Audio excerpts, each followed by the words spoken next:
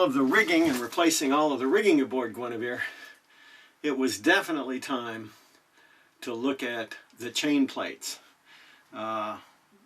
Very critical item, attaching the rigging to the boat. Without those, you're in trouble. Current ones are stainless steel. We haven't decided which way we're going to go with stainless or bronze. Stainless, when it's oxygen deprived, as in if you seal it against the hull, that area where the sealant is can't get oxygen, it's prone to crevice corrosion and such. This is a job that I've been dreading for a long time, going over in my mind how I'm going to do this. So it turns out that first I've got to remove the beauty stripes up here. So that was not a terrible job, other than I'll probably have to remove the electrical lights at the same time. So I've got to remove that, and then remove each of these screws in the wood paneling. Now that terrifies me. How am I going to get behind that wood paneling to get at the nuts that are on the inside?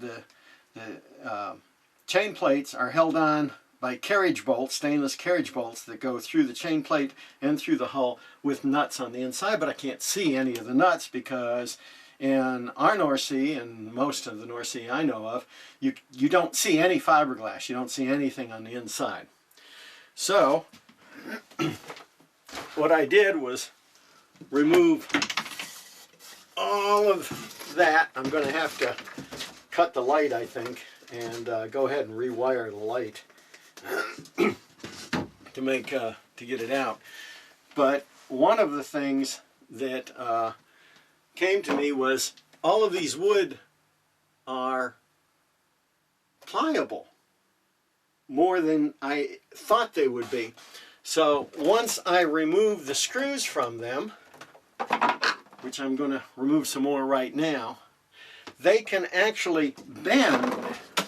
So by taking one of the boards, they actually bend, and now I can see behind these boards to get at the nuts on the inside. So hopefully this is going to be a little easier than I thought. And as you can see, without even removing all of the boards, leaving them in place at one end so they don't get mixed up, I can now remove all of the nuts on the inside to replace the chain plates.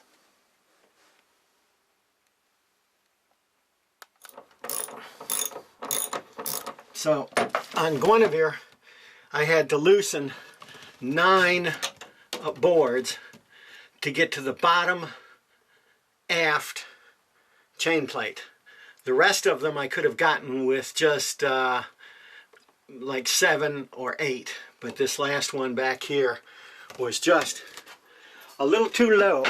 Once again, on this side, the boards, once I take out the small screws holding the boards to the facing, there's enough play in the boards to slightly lower them out of the way, get the socket on, and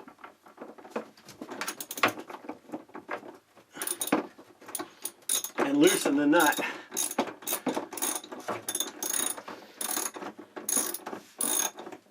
From the inside.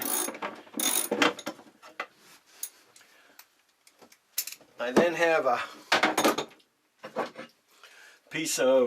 leftover piece of round rod that I used in the anchor locker as just sort of a punch. I can seat that on the inside of the bolt and tap it to loosen the bolts. so that they go through on the outside. Now I just have to go on the outside, grab them with a pair of pliers and work them out, and it should come free. What I really found interesting on the starboard side was after I took out the screws, I was trying to raise these paneling up and I just couldn't get them. I wasn't sure, but as I just take them, work them a little bit, and they just sort of slide back out of the way, exposing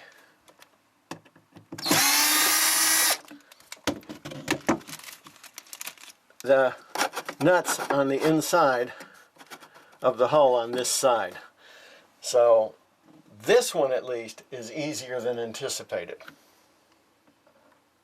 This is the aft starboard chain plate. It's located just over the icebox or refrigerator in our boat. Not sure in every design where it would be. Well, this looked like it was going to be the easiest one of all. These boards just slid back away as I showed. The bolts are accessed. As it turns out, the fifth and final bolt holding this chain plate on is just below this countertop underneath. So I've got to go under the countertop to get to it. But the problem being is the refrigerator's there. So it looks like the chain plate project has grown into a refrigerator project also. I got the old refrigeration unit out. It was a struggle. That stick-in foam really stuck it together. It's more like glue than foam.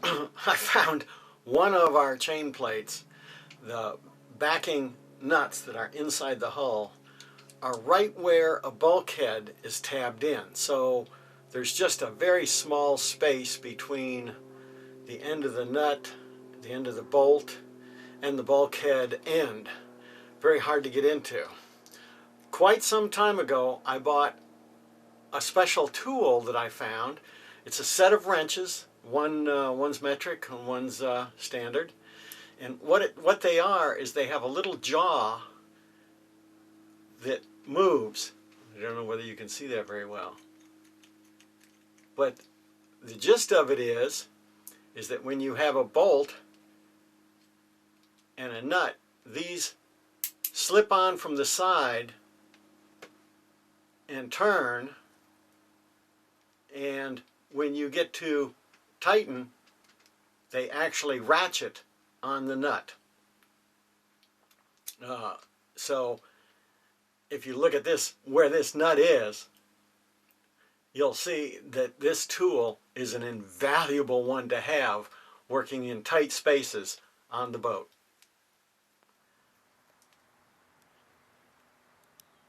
Jill couldn't be with me for the last nut on the last bolt. She was busy doing some other projects. I had to rig up this little system to hold the bolt from turning. As I turned the nut on the inside, there wasn't enough clearance on the inside to back the nut all the way off. So I had to move the bolt out a little ways, loosen the nut, then move it a little bit farther. So I put another bolt in part way up, lashed a crescent wrench to it, and cinched it down on the shoulder of the carriage bolt. These are the chain plates, port forward one, port center one, carriage bolt holes here, rigging bolt here. When I last did an inspection in the yard in Guaymas, Mexico, Ed said he thought he saw a possible crack along here. So they've been on the boat since original. I thought it was time to change them anyway. Pulled this one off, pulled the other one off, no problem. Started to pull this one off and wanted to take this bolt out, and all of a sudden a large crack on the side showed up. So from the inside you can see I can bend this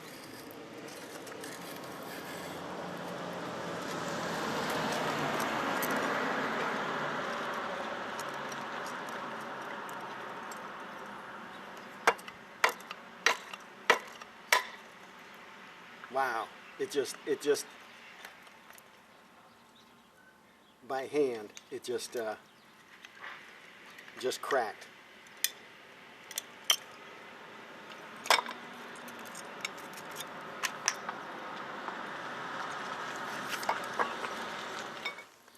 So it just cracked, and if you look at the edges, I see no brand new shiny material. That means that that has been cracked in there for a long time. It had gone bad, you know, possibly a year or more. So realistically, for my port forward stay, one carriage bolt had been holding it in place. Scary thought. Check your chain plates. Okay, this is the outside of the chain plates as they were taken off.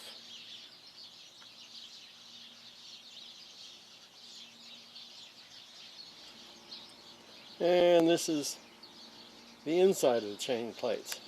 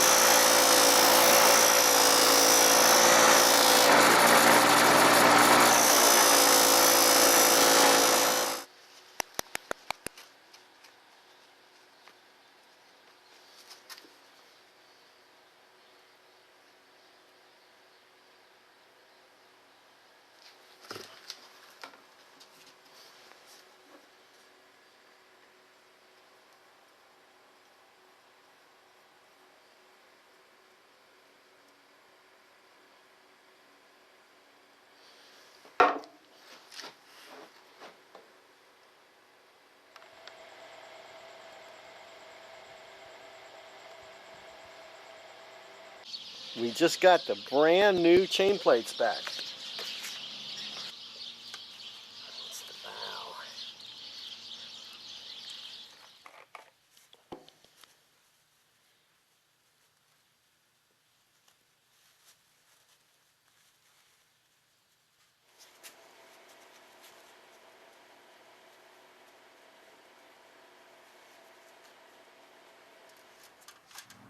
The blue tape that I purchased at the discount tool stores doesn't seem to last nearly as long in the full heat of the sun. The blue tape that I get at the large home improvement stores tends to last a lot longer. I'm thinking it's probably because the turnover of the tape there is a lot faster. You're getting newer tape.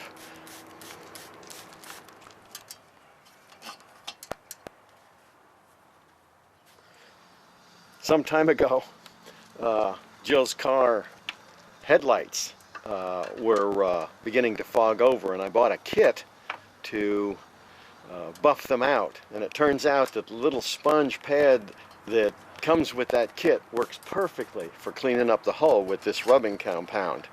I have to report it didn't do anything for her headlights, but it works great for the boat.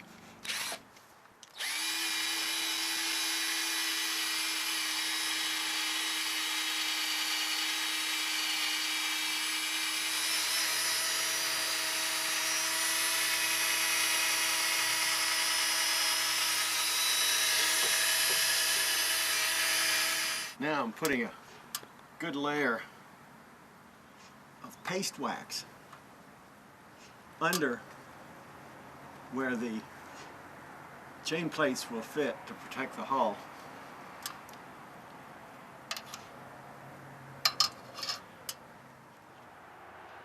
As long as I had the chain plates off, I figured it might as well refresh the green.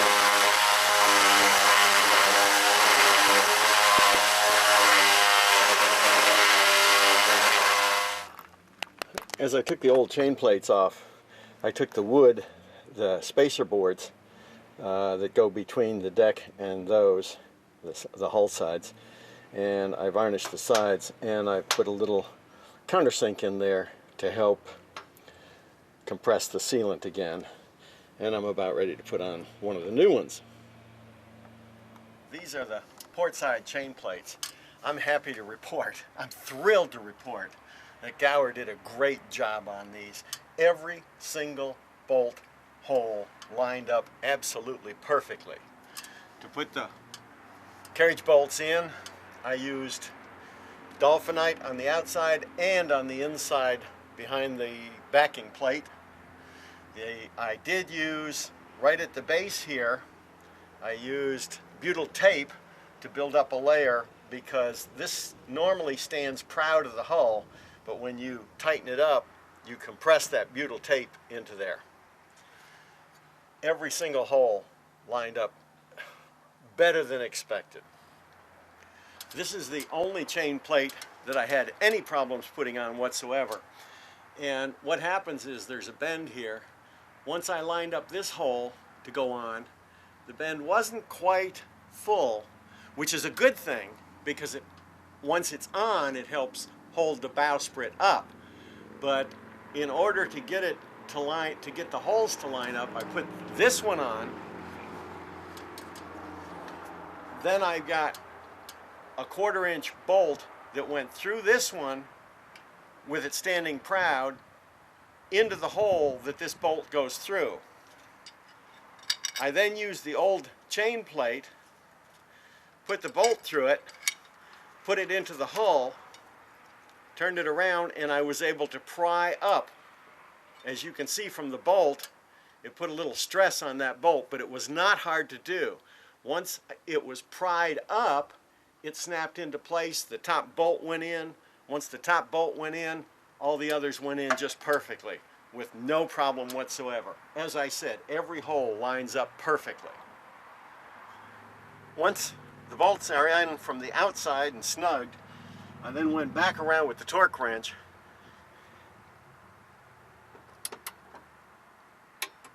and torqued each one to the proper value. And I did that for all the nuts that I could get to. The nuts that are just impossible to get a torque wrench to, I just estimated and did about as best as I could with the way it felt torquing the ones that I could get to.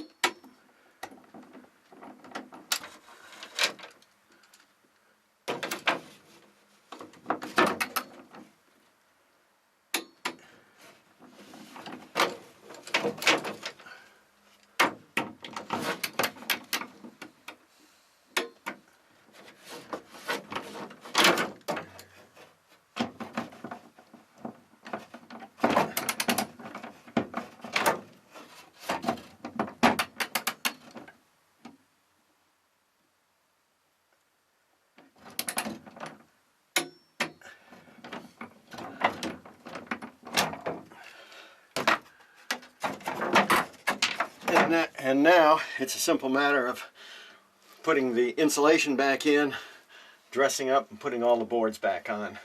And we're done with the chain plates.